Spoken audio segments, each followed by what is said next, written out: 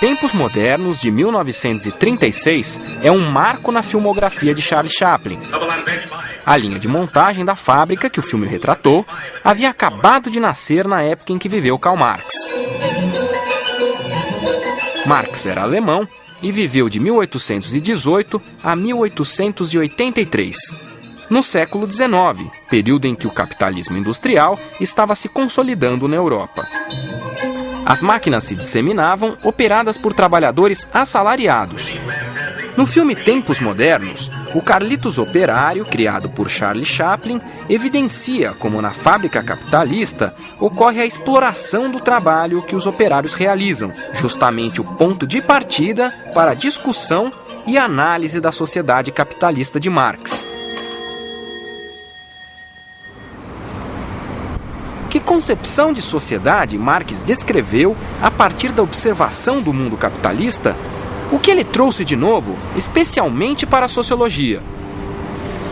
Para responder a essas perguntas, fomos a Sabaúna, um distrito isolado de Mogi das Cruzes, a menos de 70 quilômetros de São Paulo. Aqui, a economia gira em torno de uma única fábrica. São 320 empregos para uma população de 5 mil pessoas. Seria para o Marx, no século XIX, uma típica cidade operária. Porque no século XIX as cidades, em geral, se reuniam em torno de uma fábrica ou de uma mina. O professor de Ciências Sociais, Antônio Carlos Mazeu, da Unesp de Marília, nos acompanha. As perguntas sobre Marx e a sociologia também nos levaram ao encontro de um dos mais renomados pesquisadores em sociologia do país, Gabriel Kohn, da Universidade de São Paulo.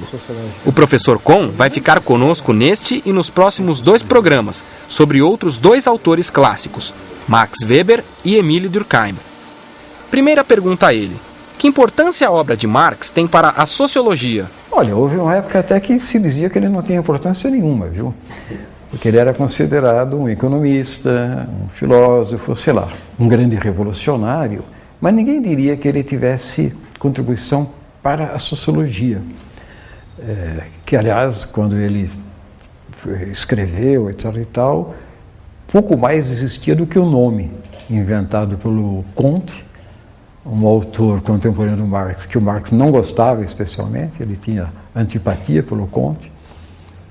Até porque, na perspectiva do Marx, era muito conservador, etc. Kohn se refere ao filósofo francês Auguste Comte, que em torno de 1830 foi o primeiro a usar o termo sociologia.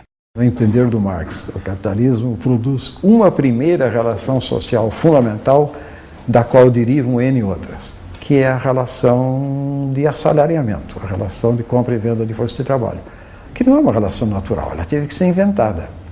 Alguém tem a indústria, alguém tem capacidade de trabalhar, a relação que se estabelece é eu vendo minha capacidade de trabalho para quem tem a indústria. Essa relação é central. Quer dizer que quando o pesquisador Flávio Sais, no programa sobre capitalismo no Brasil, disse: a ideia do trabalho assalariado seria, vamos dizer, o núcleo da concepção de capitalismo. Então, ele estava pensando de acordo com as descobertas de Marx.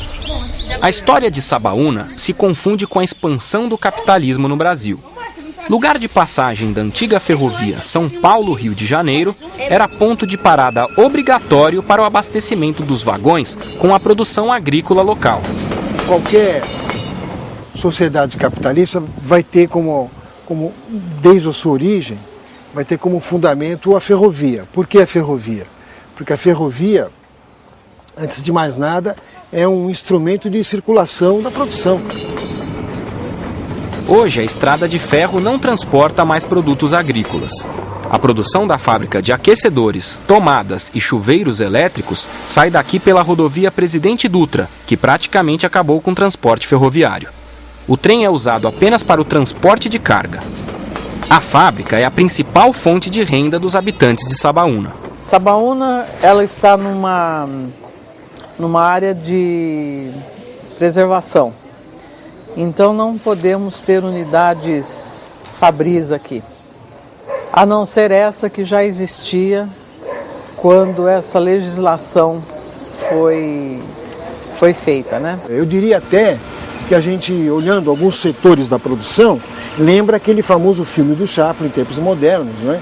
Onde exatamente o trabalhador enlouquece pelo trabalho repetitivo. E ele enlouquece, lembra que o Chaplin sai apertando o botão, ele vê um vestido, vê os botões, ele vai querer apertar o botão do vestido da mulher. Marx, ele tem, como todos os grandes autores, tem um grande problema. O problema dele era, como é que eu posso explicar a dinâmica extraordinária dessa sociedade que se transforma de uma maneira verdadeiramente revolucionária por força de mudanças econômicas que tem como propulsor uma determinada classe, um determinado conjunto de pessoas. Eu não estou definindo com precisão, mas enfim, tem como propulsores o conjunto dos capitalistas, o conjunto daquilo que ele chamaria a classe burguesa. Como é que essa coisa caminha? Quais são as tendências? O que ela está produzindo? Quais são os limites disso?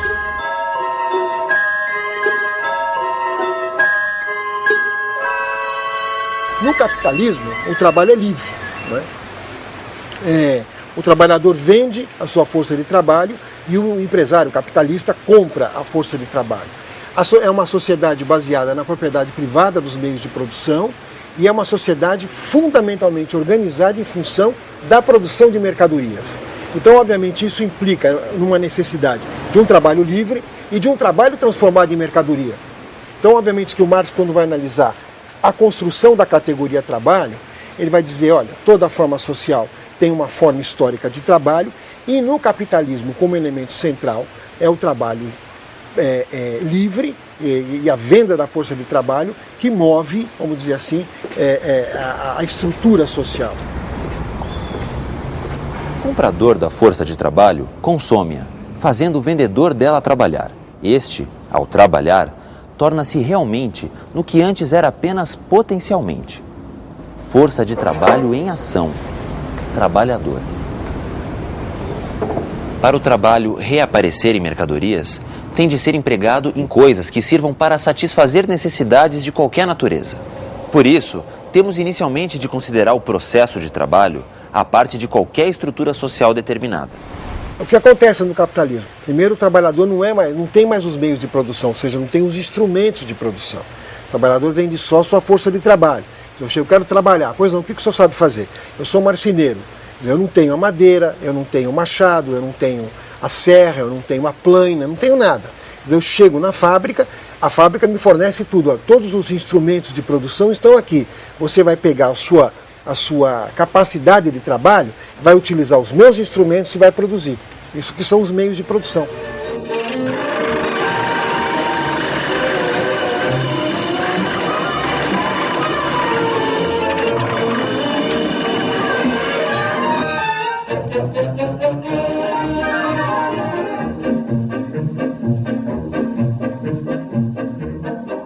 Um dos grandes lances de gênio dele é que ele não falava simplesmente em produção.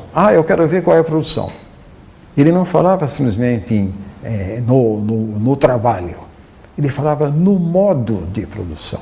Quer dizer, como é que se organiza isso? O que significa o seguinte: que tipo de relações sociais estão envolvidos numa certa maneira de produzir que usa tais recursos, tais tecnologias, tais matérias-primas e, claro, tais trabalhadores e tais proprietários de indústria, né? Porque é o homem que está o tempo todo em busca das relações sociais, não necessariamente daquelas que você vê à tua volta, mas daquelas que estão escondidas por trás do modo como se apresentam as coisas na sociedade em que nós vivemos, né? Era esse o grande argumento dele. Quer dizer, não fique olhando só para as relações que você vê às tuas voltas. Procure aquelas que estão escondidas. Porque se você descobrir as que estão escondidas, você vai entender melhor as que você vê à tua volta. Ele é o mais visceralmente sociológico dos grandes clássicos. Por isso, a análise de Marx do capitalismo vira uma análise da sociedade capitalista. Então veja qual é a lógica. Se o trabalho é a essência humana se o homem é produto do seu trabalho, quando o ser humano que vai numa fábrica e vende a sua força de trabalho e tem expropriado uma parte dessa força de trabalho, que não lhe é paga, o Marx vai chamar isso é uma alienação do trabalho humano. Então uma parte do seu trabalho está alienada. Por quê? Porque quando a gente pensa no trabalho humano, nós pensamos no resultado do trabalho. Então você imagina, isso o Marx vai chamar de processo de produção de mais-valia. Tentando exemplificar. Se eu faço um contrato com um capitalista, olha, eu vou trabalhar 8 horas por dia e vou receber R$10. Nessas 8 horas por dia, em 4 horas de trabalho, eu já paguei meus R$10, qual eu recebo. Aí eu trabalho mais 4 horas, que são mais R$10 que eu estou produzindo. Só que esses mais R$10 não vêm para mim, vão para o capitalista. O Marx vai dizer o seguinte, isto é uma expropriação do trabalho humano, e essa expropriação do trabalho humano eu vou chamar de mais-valor, ou mais-valia. O que o capitalismo está produzindo?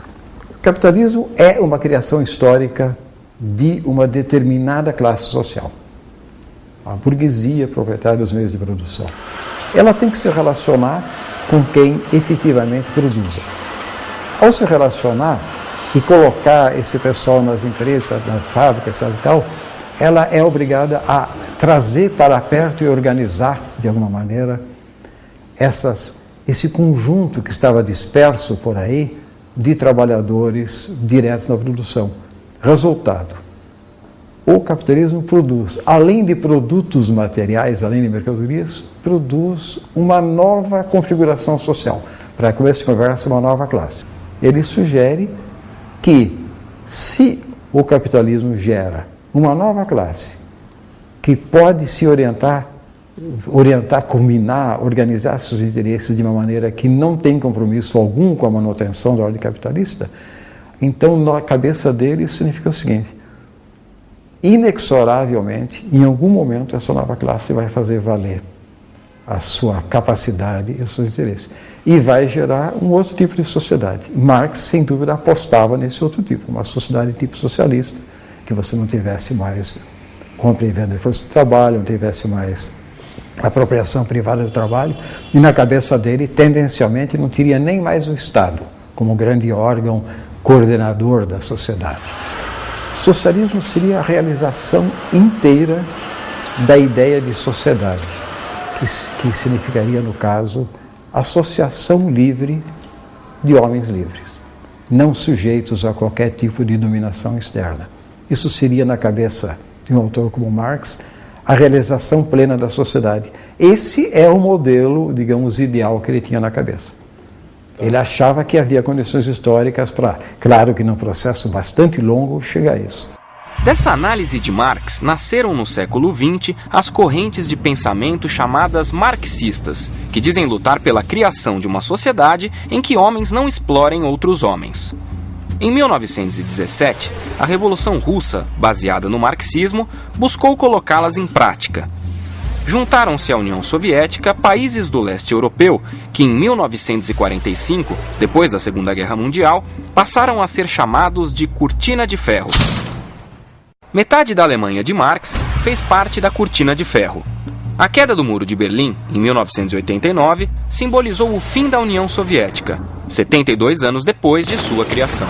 A primeira tentativa histórica de realizar aquilo que real supostamente era o propósito do Marx não funcionou. Na realidade, foi efêmera, em termos históricos foi uma coisa minúscula. 70 anos não é nada para a história. Foi uma espécie de espirro dentro da história. Eu não estou, com isso, desqualificando, é claro, eu estou me referindo, sem dúvida, à Revolução Soviética. Não estou desqualificando como fenômeno histórico, é importantíssimo, tem marcas gigantescas no século XX, e não só negativas, certamente não só negativas, muitas positivas, mas tem que considerar isso. Quer dizer, não é por um ato revolucionário assim, meio voluntarista, que você muda esse negócio. Então temos que considerar que o capitalismo está aí, está firme, e não há, a não ser que você tenha uma concepção totalmente catastrófica, não há muita perspectiva de uma mudança no curto prazo e nem seria desejável. Nessa sociedade capitalista analisada por Marx, a educação tem um papel decisivo. A primeira criança que nós trabalhamos, quem foi?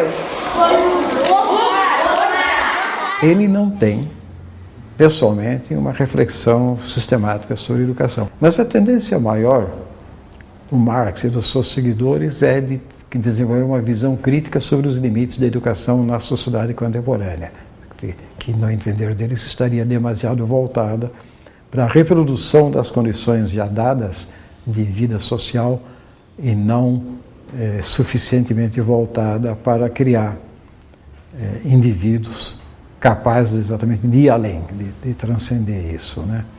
E o que Marx pensaria do mundo de hoje? Olha, o Marx ficaria espantado por dois motivos, segundo a minha avaliação.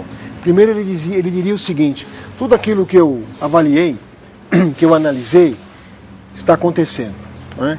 A mercadoria se transformou, não é mais um fetiche, mas é uma reificação. O mundo vive uma reificação. Todas as relações sociais se mercantilizaram, não é? Imagina o Marx caminhando pela Avenida Paulista e olhando as revistas de mulheres nuas. Ele iria dizer: está aí o ser humano que virou mercadoria de vez, se vende pessoas nas ruas, não é?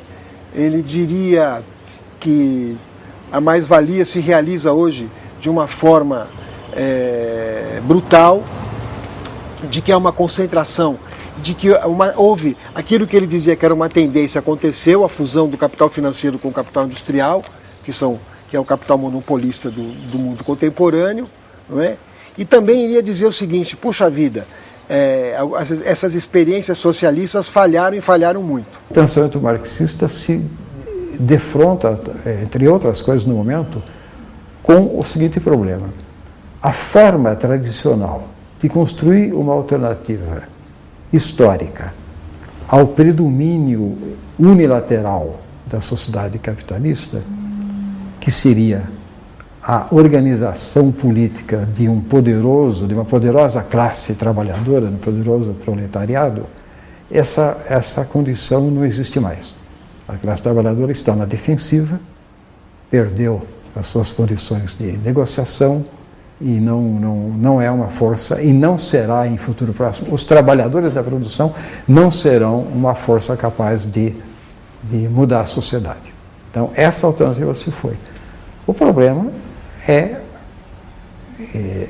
qual é historicamente a alternativa possível e como é que ela pode se organizar. A partir de que indicações, por que modos, nacionalmente, internacionalmente, localmente, em nome de que bandeiras e por aí vai.